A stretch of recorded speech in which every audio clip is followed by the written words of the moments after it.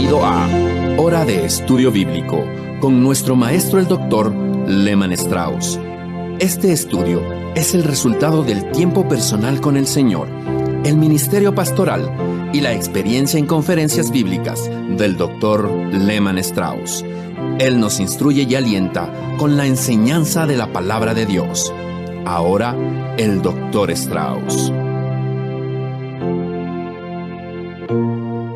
Gracias por sintonizar nuestro programa. Soy Lehman Strauss, saludándoles nuevamente en el nombre de nuestro Señor Jesucristo. Estoy profundamente agradecido al Señor por la honra de representarle y por el privilegio de ministrar su palabra. Por favor, abra su Biblia en Santiago capítulo 1 y una vez más, antes de continuar, busquemos al Señor en oración. Amado Padre, en el nombre de nuestro Señor Jesucristo y del Espíritu Santo, nos acercamos al trono de tu gracia. Te agradecemos por este acceso libre que tenemos, por la libertad para comunicarnos contigo, sin temor. No hay nada que nos haga retroceder porque estamos firmes, santificados por la sangre de nuestro Señor Jesucristo. Te agradecemos por esta gran provisión, por la cual nosotros, pobres pecadores, somos redimidos por tu gracia y lavados en la sangre de Cristo, y por todo esto podemos estar aquí ante ti. Te agradecemos por tu santa palabra, la Biblia, por esta maravillosa oportunidad de sembrar este mensaje. Oh Señor, que los corazones necesitados que están escuchando este programa permanezcan firmes por la fe en la verdad de tu santa palabra. Señor, bendice, ministra y consuela a nuestros amigos entrados en años y que están enfermos en hospitales y en sus casas. Te agradecemos, Señor, por las cartas de algunos, para quienes este ministerio es de bendición continua. Señor, fortaléceles en estos años en que están declinando, que encuentren gozo y paz en su comunión contigo. Ayuda también a los más jóvenes para que sean más tiernos y misericordiosos y amables con sus mayores. Que tú des a los hijos y las hijas amor por sus padres ancianos. Ayúdales, Señor, a darse cuenta que un día ellos también llegarán a viejos y necesitarán del cuidado y del amor que sus padres necesitan ahora. Señor, toma en tus manos este programa y santifícalo para tu gloria y tu alabanza y bendición para cada uno de nuestros oyentes. Si alguien que nos escucha ahora nunca ha conocido al Señor Jesús, que este sea el día de su salvación.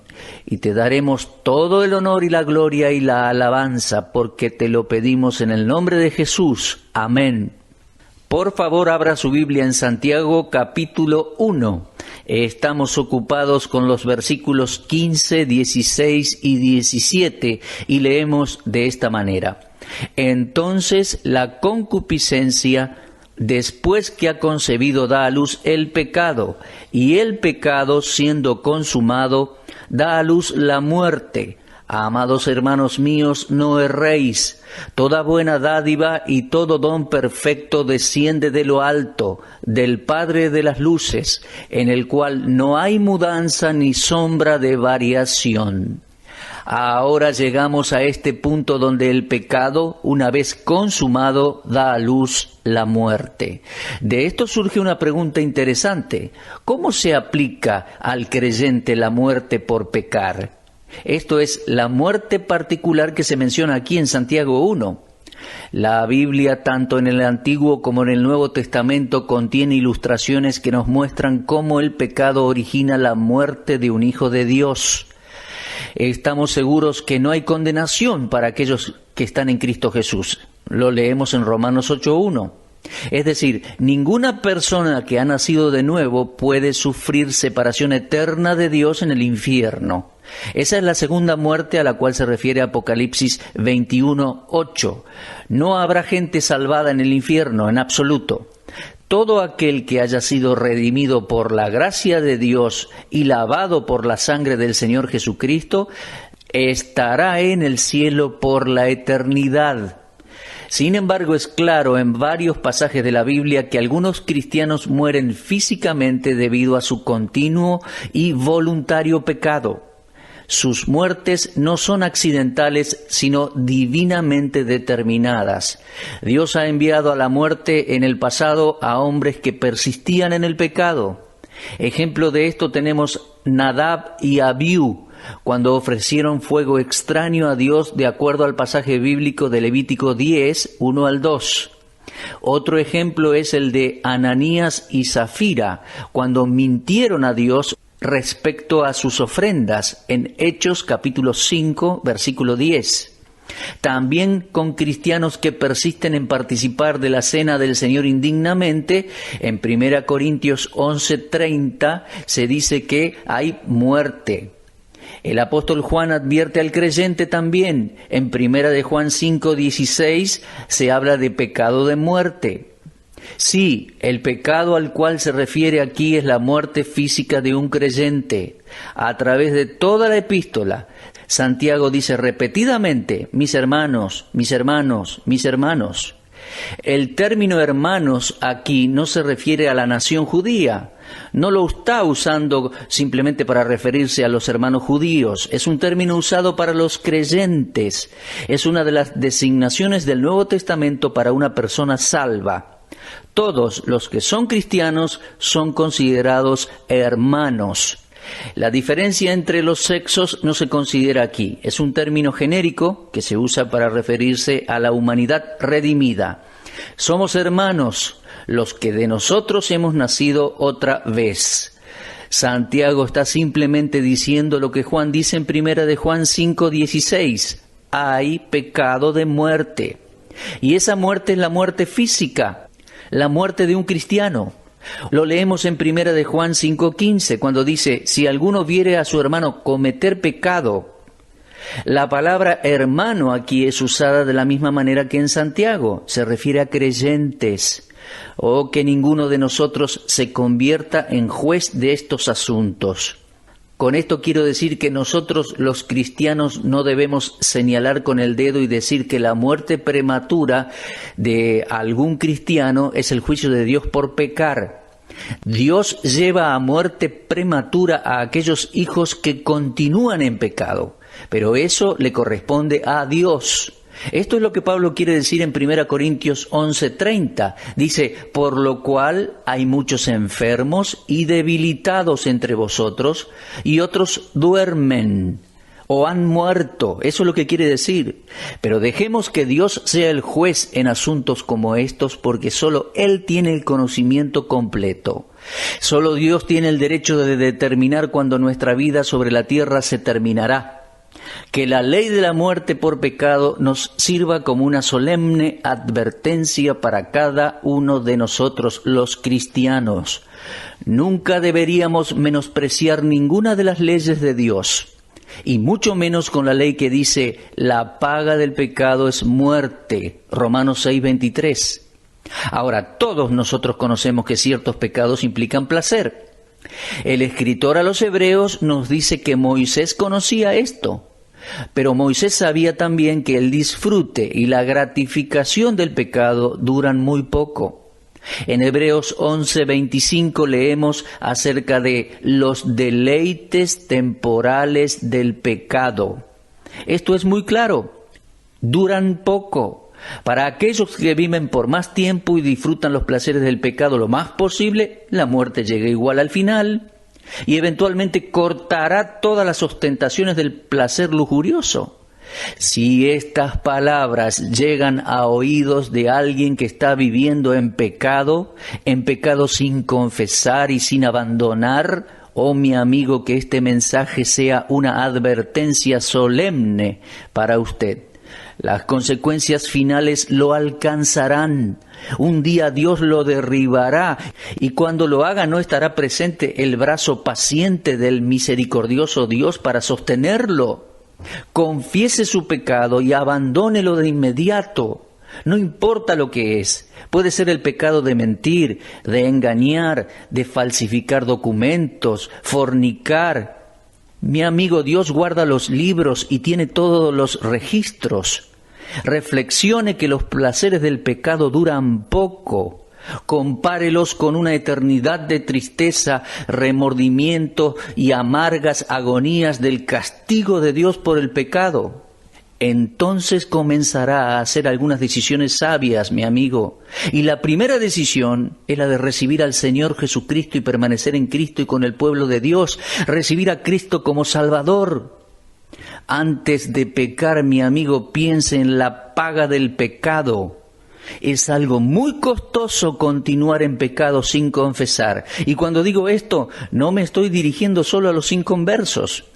Cualquiera de ustedes cristianos que escuchan mi voz ahora y continúan en pecado, les advierto solemnemente, confiesen su pecado y abandónenlo antes de que Dios les derribe.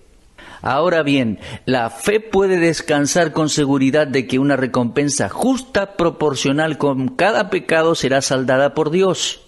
Un creyente debe sufrir en esta vida si peca, y también sufrirá en la vida futura cuando se pare ante el tribunal de Cristo. Perderá recompensas. Yo creo que Moisés renunció a aquellas cosas que el corazón del hombre natural desea, aquellas cosas que son temporales, visibles y que satisfacen los deseos de la carne, y se sostuvo en su determinación como viendo al invisible Dios. Una historia muy interesante, la de Hebreos capítulo 11. Tan seguro como que el pecado recibe su paga, así también podemos estar seguros que Dios recompensará a aquellos que le dan las espaldas al pecado y se vuelven al Señor Jesucristo. Santiago dice en este texto, no erréis. Se refiere a que no cometamos equivocaciones con respecto a estas cosas. Hay una pregunta que se plantea aquí, es que si el versículo 16 de Santiago capítulo 1 está relacionado a lo que lo precede o con la afirmación que le sigue. Bien, en mi comprensión del versículo me inclino a ambas. No debemos cometer errores en cuanto al origen del pecado, versículos 13 y 14, y no cometamos errores acerca del resultado del pecado en el versículo 15. Aún más, debemos ser extremadamente cuidadosos para no ser engañados en estos temas. No erréis, amados hermanos.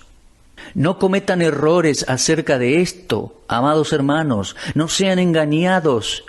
Ustedes son responsables por sus pecados y Dios juzgará esos pecados. Amados hermanos míos, no erréis. Muchas personas son engañadas respecto a esta cuestión del pecado con todas sus muchas implicaciones y ramificaciones, más que con cualquier otra cuestión. Muchas personas tienen la falsa idea de que ellos pueden hacer lo que quieran y vivir como les plazca, pensando que al final Dios les mostrará su misericordia. Si este mensaje está llegando a una persona con tales ideas, permítame decirle la solemne advertencia del Dios Todopoderoso. No os engañéis, Dios no puede ser burlado, pues todo lo que el hombre sembrare, eso también cosechará. Lo leemos en Gálatas 6:7. Amados hermanos míos, no erréis. Ahora, siguiendo en Santiago, capítulo 1, versículo 17, leemos esto. Toda buena dádiva y todo don perfecto desciende de lo alto, del Padre de las luces, en el cual no hay mudanza ni sombra de variación. Aquí Santiago menciona otro hecho acerca del cual no debemos equivocarnos. Principalmente, Dios es el autor de todo lo bueno.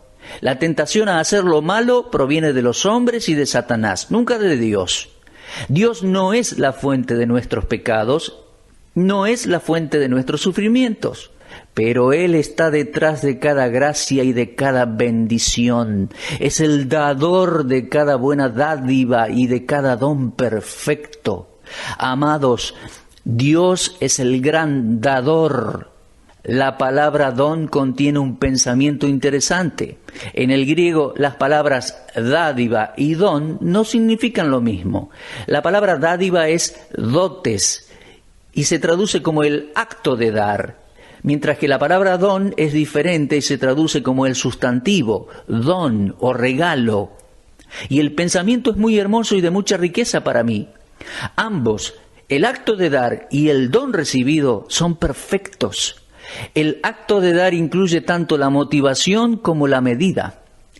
Cuando Dios da, no lo hace con la intención de dar para luego recibir.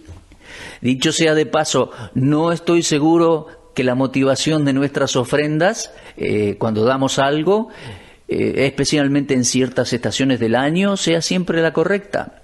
¿Cuántas veces nos escabullimos de dar una ofrenda o regalo a alguien en Navidad? Y solo porque recibimos una ofrenda inesperada de esa persona. ¿Cuántas veces hemos dado vueltas para comprar una tarjeta de Navidad para enviarla a una persona de la cual ya recibimos una?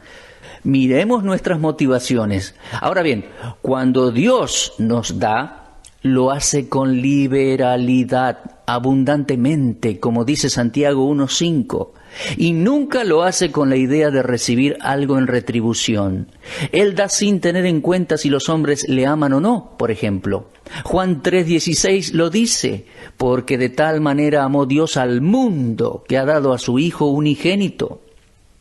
Las bendiciones y los beneficios que recibimos a diario de Dios, alimento, ropas, refugio, fortaleza física, claridad de mente, misericordias que son demasiado numerosas como para mencionarlas aquí y que vienen de su corazón generoso. Sí, Dios es el gran dador. El apóstol Pablo escribió en Romanos 8:32, el que no escatimó ni a su propio Hijo, sino que lo entregó por todos nosotros, ¿cómo no nos dará también con Él todas las cosas? Sí, nuestro Padre Celestial nos ha dado todas las cosas, su Hijo, su Espíritu Santo, su palabra y su propia vida. Todos los días deberían ser de acción de gracias para cada hijo de Dios. Oh, amados hermanos y hermanas en Cristo, haga una pausa en este momento y agradezca a Dios por ser el gran dador de toda buena dádiva y de todo don perfecto. Nunca hemos tenido que pagar por alguna bendición, ni hemos merecido que se nos dé alguna. Santiago dice que todas las bendiciones vienen de lo alto. Me gusta eso. Cada buena dádiva y cada don perfecto descienden de lo alto. Esta expresión de lo alto la encontramos muchas veces en las Escrituras. El Señor Jesús la utilizó cuando habló con Nicodemo acerca del nuevo nacimiento. Dijo en Juan 3:3, el que no naciere de nuevo. Y la palabra griega aquí traducida de nuevo es una palabra interesante. Significa en contraste con lo terrenal. El nuevo nacimiento, es decir, el nacimiento espiritual por el cual un pecador se convierte en un hijo de Dios, no es de esta tierra, sino de otro mundo, de lo alto, de arriba, del corazón de Dios. Sí, nuestro Padre Celestial es la fuente de todo lo bueno. En el versículo 18, Santiago se refiere a la nueva vida del creyente en Cristo. Él, es decir, Dios, por su propia buena voluntad nos hizo nacer de nuevo. Esta nueva vida tiene su origen en Dios, hermano. Es Dios quien nos hizo nacer de nuevo. Este es uno de los dones perfectos a los cuales se refiere el versículo 17. Si Dios no hubiese querido salvarnos, nosotros no habríamos sido salvos jamás. Jonás 2:9 dice, la salvación es de Jehová. Dios no quiere que ninguno perezca, sino que todos procedan al arrepentimiento, mi amigo. Dios quiere que todos los hombres en todo lugar sean salvos. Él siempre dijo a los hombres, yo quiero. Pero el pecador no recibe la vida de Dios hasta que dice, yo quiero, él también. Dios está diciendo, yo quiero si tú quieres. Este es el factor esencial en la ceremonia de casamiento. El casamiento no es reconocido hasta que el hombre y la mujer, los dos juntos, dicen, sí, quiero. Cuando Cristo se entregó a sí mismo por la iglesia, mostró el amor de Dios, y ese fue el sí quiero de Dios, sin el cual el sí quiero del pecador hubiera sido inútil. Oh, bendita verdad que Dios haya dicho sí quiero mucho tiempo atrás. Santiago nos recuerda que es por la voluntad de Dios que un hombre puede nacer de nuevo, nacer de lo alto. que Dios, de su propia y libre voluntad, nos eligiera para ser herederos de eterna salvación por la fe en Cristo, es una de las más grandes maravillas de todos los tiempos. La salvación eterna es lo máximo que se puede dar. Buenas y perfectas dádivas vienen de Dios. Oh, mi amigo, ¿qué otro don más grande podríamos recibir usted y yo que no sea el don de la vida eterna? Dios ideó y consumó la redención por su propia buena voluntad. En Juan 1:13 dice que hemos sido engendrados no de sangre, ni de voluntad de carne, ni de voluntad de varón, sino de Dios. Dios nos sacó de la muerte a la vida. En el versículo 15 Santiago utiliza el término dar a luz. La concupiscencia y el pecado dan a luz la muerte, pero aquí, en este versículo, Dios por su palabra da a luz la vida en nosotros.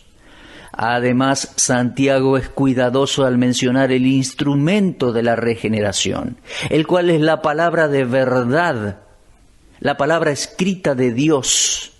Y vamos a detenernos aquí. En el próximo programa vamos a estudiar cómo el pecador nace de nuevo, cómo Dios imparte vida nueva al pecador. ¿Cuál es el instrumento de poder que Dios utiliza? Es la palabra de Dios escrita, pero lo veremos en el próximo programa, Y queridos amigos, esta es la razón por la cual este programa está en el aire, para llevarle a usted la palabra de Dios escrita, la palabra de Dios explicada a través de la radio. La preparación y presentación del mensaje de la palabra de Dios es el llamado de Dios para nosotros. Entienda, aquí y ahora estamos simplemente obedeciéndole. Bueno, hermanos, será hasta nuestro próximo programa, si Dios quiere. Dios les bendiga ricamente y que podamos valorar sus dádivas. Usted estuvo escuchando Hora de Estudio Bíblico con el maestro el doctor Lehmann Strauss. Si desea escuchar una vez más este mensaje, visite nuestra página en la internet www.bbnradio.org. Le dejamos la invitación para que el día de mañana nos acompañe aquí, en este mismo horario y punto del dial. Hora de Estudio Bíblico es una producción de BBN.